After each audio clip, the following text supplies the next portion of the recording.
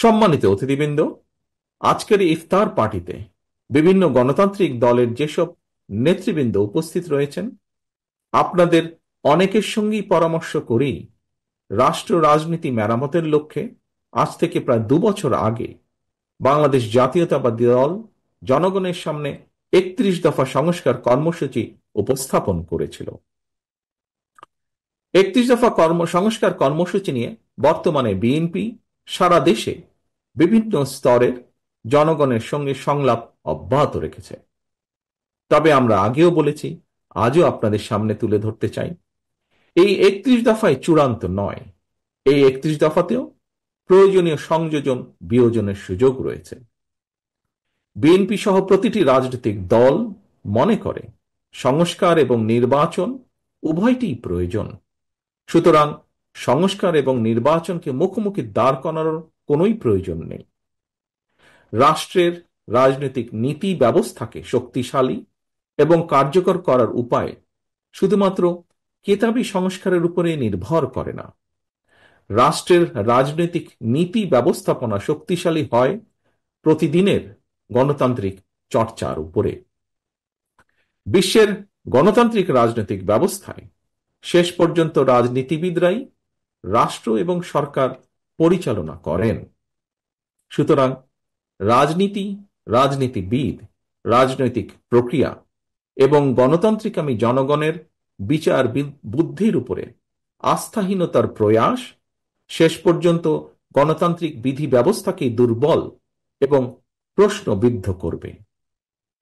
সম্মানিত অতিথিবৃন্দ, একটি রাষ্ট্রের একটি সরকারের মেয়াদ নির্দিষ্ট, কিন্তু দেশের রাজনৈতিক নীতি কিংবা রাজনৈতিক ব্যবস্থাপনা দীর্ঘস্থায়ী, দীর্ঘমেয়াদী। সুতরাং রাজনৈতিক প্রক্রিয়াকে শক্তিশালী এবং টেকসই কার্যকর রাখতে জনগণের রাজনৈতিক এবং অর্থনৈতিক ক্ষমতায়ন নিশ্চিত করা অত্যন্ত জরুরি।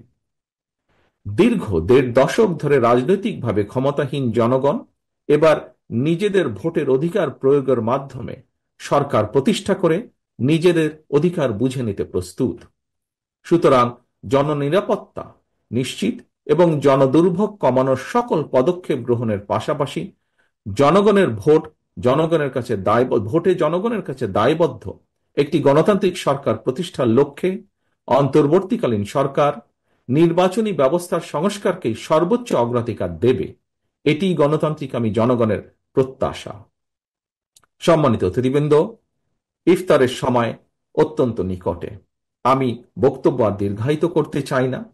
বর্তমান এবং ভবিষ্যতের প্রজন্মদের জন্য একটি বৈষম্যহীন, নিরাপদ, গণতান্ত্রিক, মানবিক বাংলাদেশ প্রতিষ্ঠার জন্য একটি নির্বাচিত জাতীয় সরকারের মাধ্যমে বিএনপি রাষ্ট্র ও রাজনীতি মেরামতের কাজগুলো সফলভাবে সম্পন্ন করার লক্ষ্য নির্ধারণ করেছে।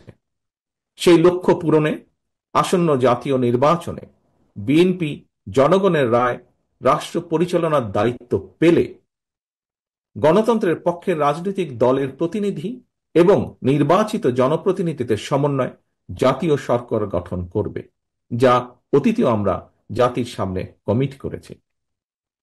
গণতান্ত্রিকামী রাজনৈতিক দলগুলোর সর্বস্তরের নেতাকর্মী সমর্থকদের প্রতি আহ্বান, গণতান্ত্রিকামী জনগণের প্রতি আহ্বান, বীর জনতার গণ অভ্যুত্থানে হাজারো শহীদের রক্তে রঞ্জিত রাজপথে গড়ে ওঠা জাতীয় ঐক্য বিরোধী ষড়যন্ত্র অব্যাহত রয়েছে এখনো।